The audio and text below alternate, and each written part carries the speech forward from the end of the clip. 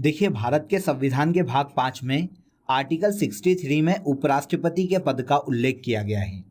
उपराष्ट्रपति का जो पद है भारत में दूसरे नागरिक का पद है।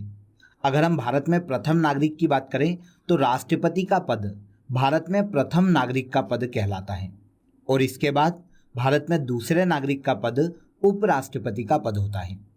संविधान का आर्टिकल 63 यह प्रावधान करता है कि भारत का एक उपराष्ट्रपति होगा। इसके बाद देखिए, संविधान के आर्टिकल 64 में उपराष्ट्रपति को राज्यसभा का पदेन सभापति घोषित किया गया है। उपराष्ट्रपति संसद के किसी भी सदन का सदस्य नहीं होता, फिर भी वह राज्यसभा के पदेन सभापति के रूप में कार्य करता है।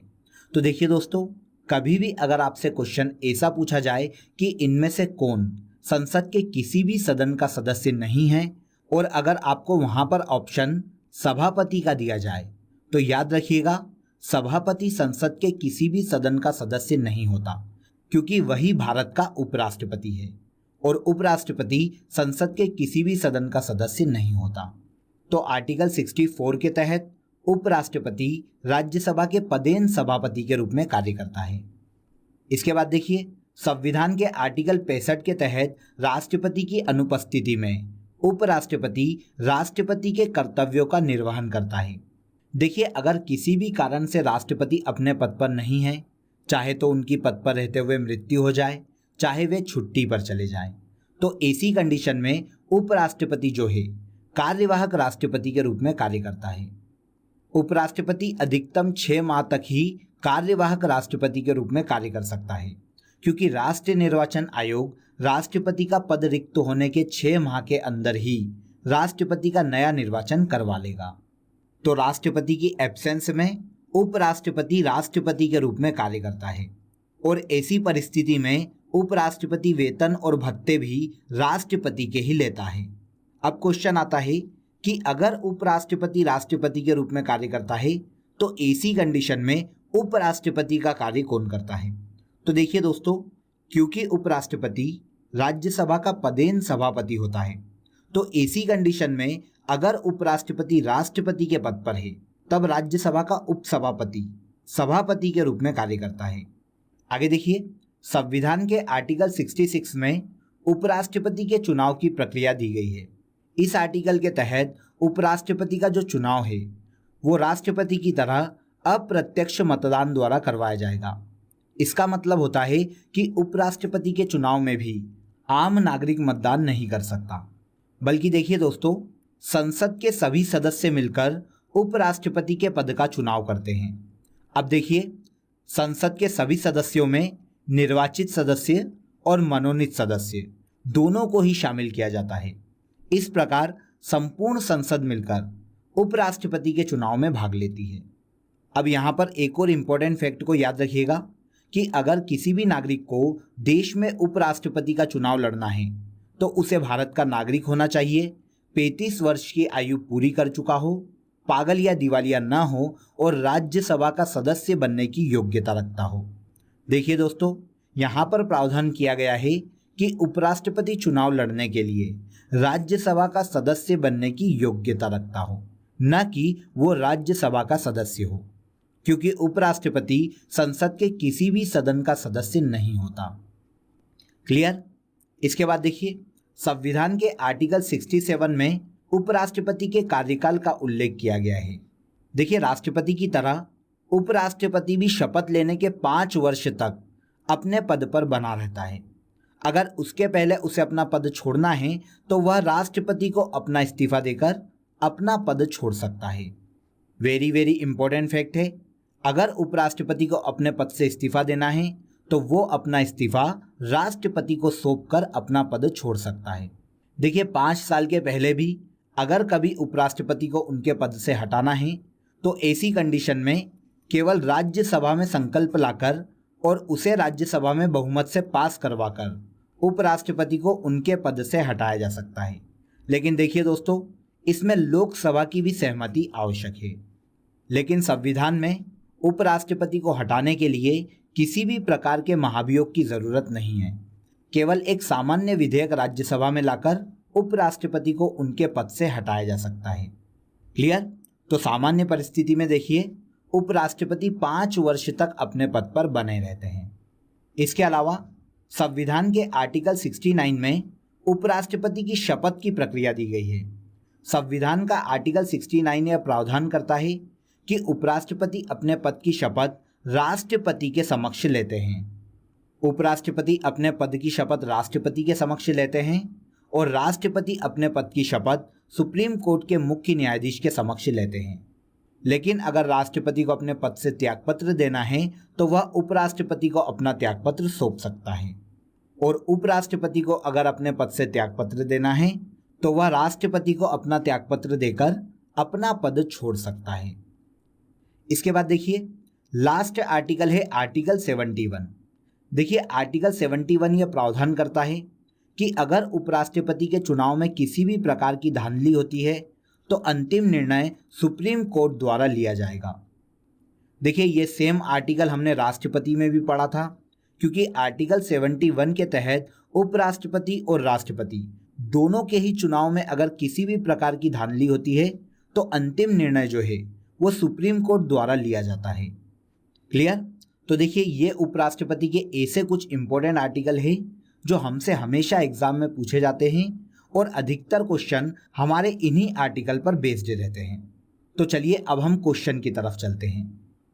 तो यहाँ पर आंसर हो गया आंसर सी। भारत के संविधान के भाग 5 में उपराष्ट्रपति के पद का उल्लेख किया गया है। भारत का उपराष्ट्रपति चुने जाने के लिए किसी भी नागरिक को न्यूनतम कितने वर्ष की आयु पूरी कर लेनी चाहिए? तो दोस्तों अगर किसी भी व्यक्ति को भारत का उपराष्ट्रपति बनना है तो उसे न्यूनतम 35 वर्ष की आयु पूरी कर लेनी चाहिए। अगला क्वेश्चन देखिए, भारतीय संविधान के किस अनुच्छेद में उपराष्ट्रपति के पद का उल्लेख किया गया है? तो भारत के संविधान के आर्टिकल 63 में उपराष्ट्रपति के पद का उल्लेख किया गया है। तो आंसर बी। अगले क्वेश्चन पर चलते हैं। अगला क्वेश्चन है उपराष्ट्रपति का निर्वाचन किसके द्वारा होता है? तो उपराष्ट्रपति का जो निर्वाचन है वो संसद के दोनों सदनों द्वारा किया जाता है। तो आंसर हो जाएगा आंसर बी। संसद के सभी सदस्य मिलकर उपराष्ट्रपति का निर्वाचन करते हैं। भारत का राष्ट्रपति अपना त्यागपत्र किसको सौंपता है?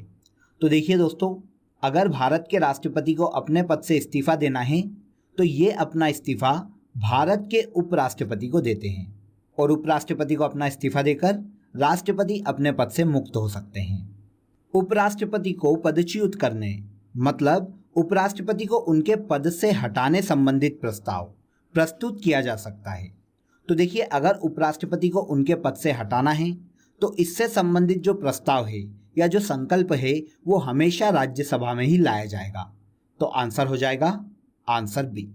उपराष्ट्रपति को अगर उनके पद से हटाना है तो इससे संबंधित जो संकल्प है हमेशा राज्यसभा में ही लाया जाता है, क्योंकि उपराष्ट्रपति जो है वो राज्यसभा का पदेन सभापति होता है। आगे बढ़ते हैं। उपराष्ट्रपति का चुनाव करने वाली निर्वाचन संस्था के सदस्य कौन होते हैं? तो बहुत ही सिंपल क्वेश्चन है और बहुत ही महत्वपूर्ण क्वेश्चन है दोस्तों। अगर उपराष्ट्रपति से कभी भी एग्जाम में क्वेश्चन पूछा जाता है तो सबसे पहला क्वेश्चन हमें यही पूछा जाता है। उपराष्ट्रपति का जो चुनाव है वो संसद के दोनों सदनों के सदस्यों द्वारा किया जाता है, मतलब संसद के दोनों सदनों के सभी सदस्य मिलकर उपराष्ट्रपति को चुनते हैं। इसके बाद देखिए, उपराष्ट्रपति लोकसभा का सदस्य होता है तो ये बिल्कुल गलत है। राज्यसभा का सदस्य होता है तो ये भी गलत है। किसी भी सदन का सदस्य नहीं होता, तो ये ऑप्शन हमारा यहाँ पर सही है। उपराष्ट्रपति संसद के किसी भी सदन का सदस्य नहीं होता, तो आंसर हो जाएगा आंसर सी। इसके बाद देखिए, भारत के उपराष्ट्रपति को उनके पद की शपथ कौन दिलाता है? तो इस क्वेश्चन का आंसर आप सभी जानते हैं दोस्तों। उपराष्ट्रपति को उनके पद की शपथ राष्ट्रपति द्वारा दिलाई जाती है, तो आंसर हो जाएगा आंसर ए। भारत के उपराष्ट्रपति अपने पद की शपथ राष्ट्रपति के सामने लेते हैं और राष्ट्रपति अपने पद की शपथ सुप्रीम कोर्ट के मुख्य न्यायाधीश के सामने लेते हैं। आगे बढ़ते हैं। देखिए दोस्तों, अगला क्वेश्चन मल्टीपल चॉइस में हमसे पूछा गया है, निम्नलिखित में से कौन भारत के उपराष्ट्रपति का निर्वाचन करता है? तो देखिए वही क्वेश्चन है जिस पर हमने पहले डिस्कस किया था, बस अब यहाँ पर हमें ऑप्शन मल्टीपल चॉइस में दिए गए हैं। तो पहले तो हम पॉइंट देख लेते हैं। फिर हम इसके ऑप्शन पर चलेंगे।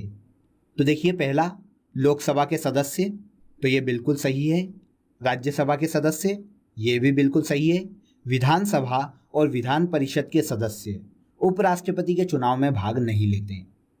तो आंसर हो जाएगा 1 और 2 यहाँ पर सही है। लोकसभा और राज्यसभा के सभी सदस्य मिलकर उपराष्ट्रपति के निर्वाचन में भाग लेते हैं। आगे देखिए, उपराष्ट्रपति की शपथ का उल्लेख संविधान के किस अनुच्छेद में किया गया है? तो भारत के उपराष्ट्रपति की शपथ का उल्लेख संविधान के आर्टिकल 69 में किया गया है। संविधान का आर्टिकल 69 यह प्रावधान करता है कि भारत के उपराष्ट्रपति अपने पद की शपथ भारत के राष्ट्रपति के सामने लेते हैं। अगला क्वेश्चन है, भारत के उपराष्ट्रपति के निर्वाचन से संबंधित विवाद को कौन तय करता है? तो देखिए, आर्टिकल 71 आप सभी को याद होगा दोस्तों। संविधान का आर्टिकल 71 यह प्रावधान करता है कि अगर राष्ट्रपति और उपराष्ट्रपति के चुनाव से संबंधित कोई भी विवाद होता है तो अंतिम निर्णय सुप्रीम कोर्ट का होता है। तो आंसर हो जाएगा सर्वोच्च न्यायालय। भारत के उपराष्ट्रपति के निर्वाचन से संबंधित विवाद में अंतिम निर्णय जो है वो सुप्रीम कोर्ट का होता है। नेक्स्ट क्वेश्चन देखिए, उपराष्ट्रपति से संबंधित निम्न कथनों में से कौन से सही नहीं है? तो चलिए, सबसे पहले हम चारों कथनों को देख लेते हैं। तो पहला कथन देखिए, उपराष्ट्रपति बनने के लिए व्यक्ति के पास जनता के सदन के सदस्य निर्वाचित होने की योग्यता है। देखिए दोस्तों, यहाँ पर जनता के सदन का मतलब होता है लोकसभा।